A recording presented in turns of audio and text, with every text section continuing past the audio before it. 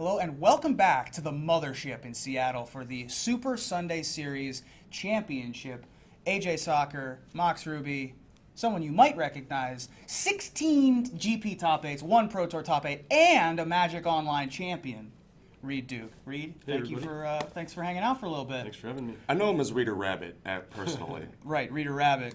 A little bit of an homage on your Knight token with the rabbit on your chest, which I really enjoyed. I appreciate that too. Yeah. So and there's Knights in the format now, or a 2/2 Vigilance at least in the format now, so you get to use those as they're intended, not just as like. Oh, I've been using them.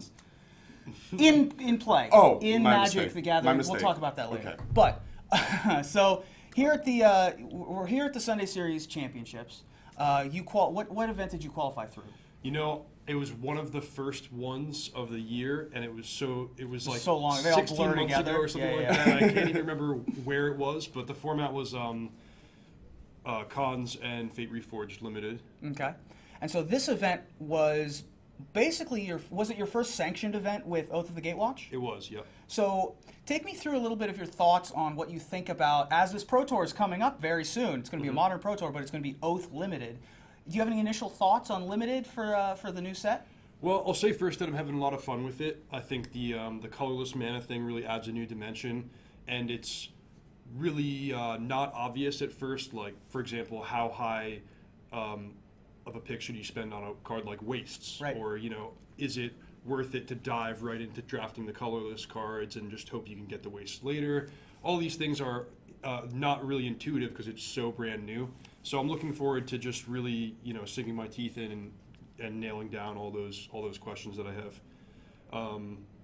But in terms of strategy, most of the decks in my limited experience so far that I've drafted have been black-based Devoid decks. Those seem really strong.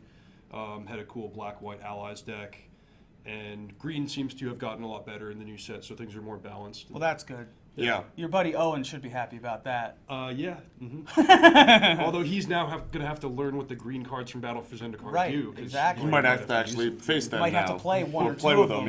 Yeah. There's basically a 6th color now, with colorless being such a We big went from thing. 4 to 6. We went from basically. 4 to 6, exactly right. And it's definitely a huge switch to have to consider not only a 6th color, but for that 6th color, there are no wastes at the lands table. You have to pick unknown shores pretty highly in order to support a lot of those cards. It's pretty unintuitive. Yeah, I've been having a good experience with the creatures that can make colorless mana, like Hedron Crawler and Kozilek's Translator. Because they do stuff otherwise as well. Mm-hmm. And Scion Summoner, we were talking about earlier, is one of the best green commons in the set, if not one of the best commons in the set, for sure. So we have this PT coming up. You're going to learn a lot more about Limited from your teammates. Hopefully. Tell me a little bit about your team. I might have heard of a few of them. All right, my team is called the Pantheon, sponsored by ChannelFireball.com, and it is best team in Magic. I'm not other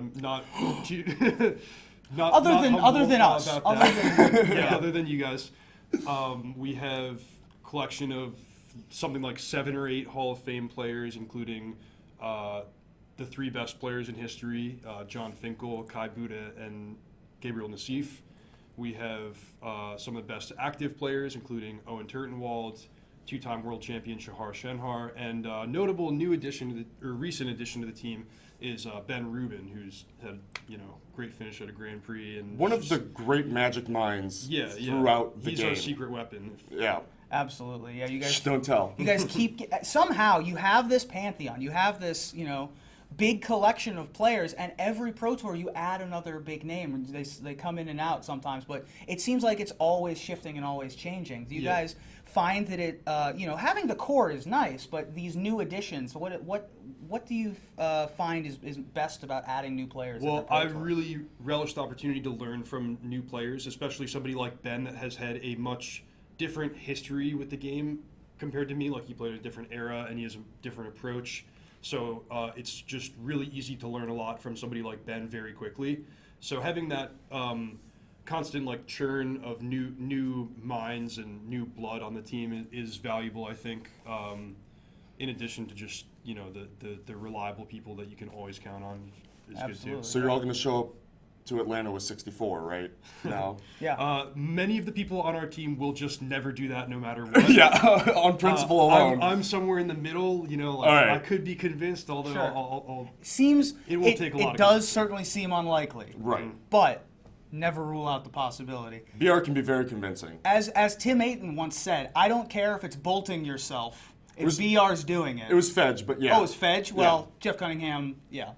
Someone very, very smart who's written a lot of articles said if BR's doing it, it's right. I don't care what it is. So that seems like a really good addition to the team. But for now, we are in Seattle. We're at the Super Sunday Series finals.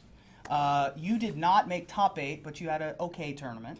Yeah, I had a kind of a bad start. I was 1-3, but I did win the last 3 rounds to sort of redeem myself. Sure. And you, after your draft, you elected to play Rally, 4-color Rally, which for some reason, I can't imagine why. Oh, except for the fact that it's probably the best deck in the format, and you recently won a GP with it. If it ain't broke, don't fix it. Exactly right. So, and you got a lot of new tools. And you did fix it. And you did it got fix even it, better. exactly right. So with all these new tools, how does Rally change going forward? Well, I made very minimal changes to my deck. I changed up the sideboard a little bit. I added 1 Eiley Eternal Pilgrim, which was good, although it's a legend and you see a lot of cards in your deck. And with Collected Company, I don't think you would want to play like 3 or 4. I decided not to play Reflector Mage, which is a really tempting card, and people have told me they had good experiences with it, but all the 3 drops in the deck are really good, and you can't play too many, so I'm not exactly sure where to make room for that type of effect. But yeah, like you said, there are a lot of great options, and the deck went from being like almost a set in stone 60 cards main deck to being pretty customizable. Yeah, absolutely. We've seen, we had a lot of Rally in the top 8, but lots of different builds of it in the top 8. Sam Black in particular added 3 copies of Eiley to his version of the deck. So he was much more interested in and the mages. Cutting off the green. Exactly yeah, right. So very different build. There's a lot of ways that you can go with the deck. Since it's the most popular deck and there's so many ways to play it now, do you think that the mirror match is going to have certainly the mirror match is a thing already, and it's kind of a mess. What are your suggestions for the mirror match? Well, my suggestion for the mirror match is to try to win by practicing and having a good strategy instead of loading up on sideboard cards, because that's a type of matchup where things are really not intuitive. If you've never seen the type of board state and the dynamics of the games, you're just really going to have no idea what to do. I was kind of thrown into the fire. My first mirror match was at the Grand Prix on day 1, and I had no idea how to sideboard. I was just like, I'm running out of time, I'll cut these cards. And then immediately the first 3 cards that my opponent played were all cards that I had sideboarded out. I have no idea what's going on here. Sure. But just a handful of games will go a long way in terms of practicing that matchup. And I think that's a better strategy than just putting a bunch of Anafenza and Kalidas on No, I agree completely. And that is such an important matchup now. I mean, even coming into this tournament, your GP win was such a huge influence, and we saw that. So absolutely, yeah. Rally Mirror is pretty important and pretty difficult. So practice up. Absolutely. Get your triggers right. One other cool thing about this tournament is that it's in Seattle at WotC headquarters, where you have a brother who works here. You got to see your brother Ian, who does a lot of Pro Tour commentary, and so you got to hang out with Ian for a little bit. Tell me a little bit about being able to just visit family members while you get to go to a tournament. Well, it's cool. When I did win the invitation to this tournament, I was like, awesome, a trip to go visit my brother. Right. So it's good to come out and see him.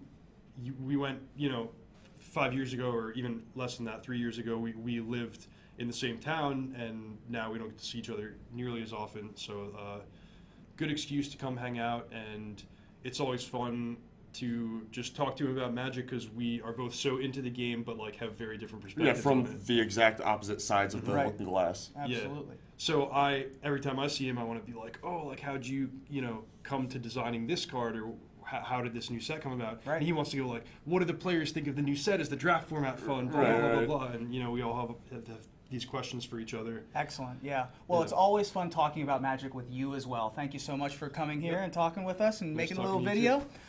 Reid Duke, everybody. Might have heard of him. Good luck at the Pro Tour coming up. For AJ Soccer, Mox Ruby. We'll be back.